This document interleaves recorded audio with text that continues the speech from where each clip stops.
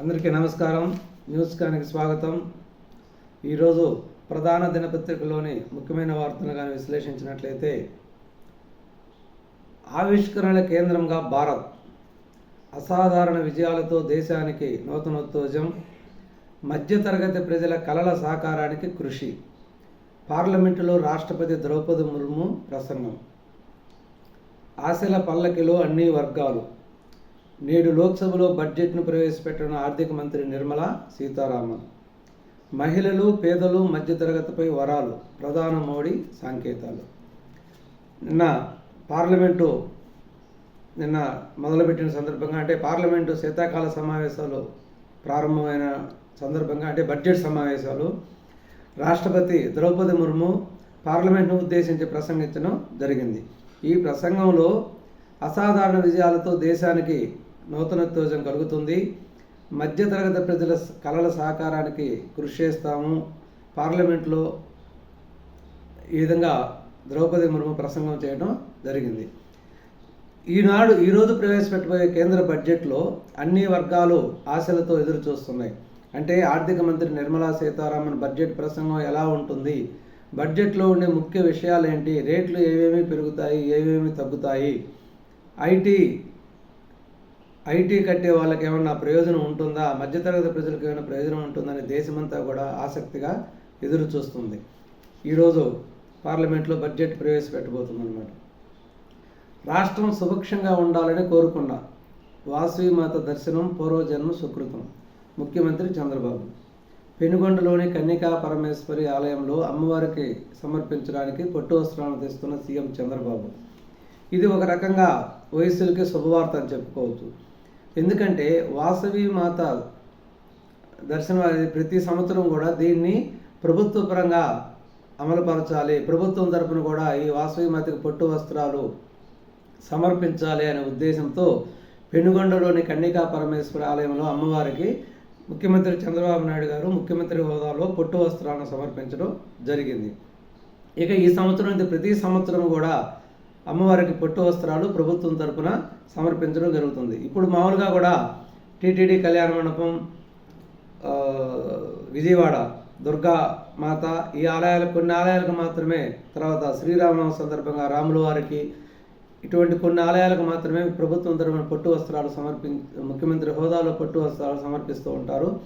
ఇక నుంచి ప్రతి సంవత్సరం అదేవిధంగా ఆర్య వయసుల ఆరాధ్య దైవమైనటువంటి వాసవి మాత కన్యకా పరమేశ్వరి దేవస్థానంలో కూడా ప్రభుత్వం తరపున పట్టు వస్త్రాలను సమర్పించే విధంగా ప్రభుత్వం దాన్ని అమలు చేయడం జరిగింది. ఆర్థిక మూలాలు పటిష్టం, అన్ని రంగాల్లోనూ పురోగతి. రానున్న ఆర్థిక సంవత్సరంలో జీడిపి 6.3 నుంచి 6.8%, అదుపులోనే ద్రవ్యోల్బణం. సంస్కరణలకు పెద్దపీట వేయాలి, ఏఐతో అప్రమత్తంగా ఉండాలి. బడ్జెట్కు ముందుకు కీలక అంశాలను ప్రస్తావించిన కేంద్ర ఆర్థిక సర్వే. నిన్న బడ్జెట్ ప్రవేశపెట్టేదానికి ముందు, అంటే ఈరోజు బడ్జెట్ ప్రవేశపెడతారు కాబట్టి దానికంటే ఎప్పుడు కూడా ప్రతిసారి బడ్జెట్ ప్రవేశపెట్టే ముందుగా ఒక ఆర్థిక సర్వే అనేది పార్లమెంట్లో ప్రవేశపెడతారు. ఆ ఆర్థిక సర్వే అనేది కేంద్రం టోటల్గా మన ద్రవ్యోల్బణం ఎలా ఉంది, జీడిపి ఎలా ఉంటుంది, ఈ సంవత్సరం మనం జీడిపిని పెంచుకునే అవకాశం ఎంత ఉంది, ద్రవ్యోల్బణం అదుపులో ఉందా లేదా అనేది కొన్ని ఆర్థికంగా వచ్చేటటువంటి కొన్ని అవాంతరాలను, కొన్ని ఆటంకాలను, ఆర్థికంగా మనకు కలిగేటువంటి ప్రయోజనాలు ఇవన్నీ కూడా చూచాయిగా ఒక ఆర్థిక సర్వే అనేది సమర్పిస్తారు. నిన్న ఆర్థిక మంత్రి ఆ సర్వేని పార్లమెంట్లో ప్రవేశపెట్టారు. ఈ సర్వేలో ఏం చెప్పిందంటే, వచ్చే ఆర్థిక సంవత్సరంలో జీడిపి 6.3%, ఇప్పుడు 6.3 ఉంది, దాన్ని 6.8%కి పెంచే అవకాశం ఉంది, ద్రవ్యోల్బణం అదుపులోనే ఉంటుంది, సంస్కరణకంగా పెద్దపీట వేయాలి, ఏఐ అనే టెక్నాలజీతో మనం అప్రమత్తంగా ఉండాలి, రాబో కాలంలో మనకు అదంత ప్రయోజనం కలుగుతుందో అదేవిధంగా దానివల్ల కొన్ని అవాంతరాలు కూడా, కొన్ని అసమానతలు కూడా ఉంటాయి, దాంట్లో అప్రమత్తంగా ఉండాలి అని ఆర్థిక సర్వేలో ప్రస్తావించడం జరిగింది. వారానికి 60 గంటల పని ఆరోగ్యానికి హాని, రోజుకి 12 గంటలు డెస్క్ వర్క్తో ఒత్తిడి, ఆర్థిక సర్వేలో వెల్లడి. ఇక వారానికి టోటల్గా 60 గంటలు పనిచేస్తూ ఉన్నారు. ఇప్పుడు ఈ 60 గంటల పని అనేది ఆరోగ్యానికి హాని కలగజేస్తుంది. రోజుకు 12 గంటలు డెస్క్ వర్క్తో విపరీతమైన ఒత్తిడి ఉద్యోగాలలో కలుగుతుందని చెప్పడం జరిగింది. సైబర్ నేరాల నియంత్రణకు 200 మంది కమాండోలు. వ్యవస్థీకృత నేర ముఠాలపై ఉక్కుపాదం.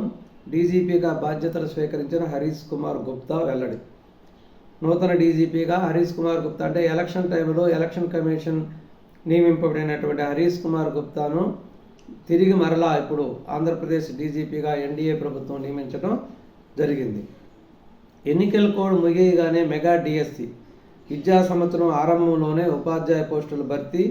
జగన్ పెట్టిన బోధన రుసుములు బకాయిలన్నీ చెల్లిస్తున్నాం. విద్యార్థుల ఇష్టాగోష్ఠిలో నారా లోకేష్ బాబు గారు. ఇది ఈనాడు దినపత్రికలో ఉన్నటువంటి ప్రధానమైన ముఖ్యమైన విషయాలు. అదేవిధంగా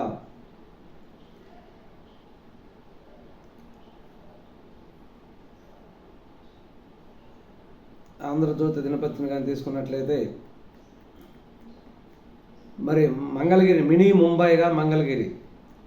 అదే గోల్డ్ అంటే దుబాయ్లో ఎలా ఉంటుందో అలాగా దుబాయ్లో మనకి ఇక్కడ కూడా షాపులకు సంబంధించి హబ్గా ఏర్పాటు చేయాలని లోకేష్ బాబు నిర్ణయించడం జరిగింది.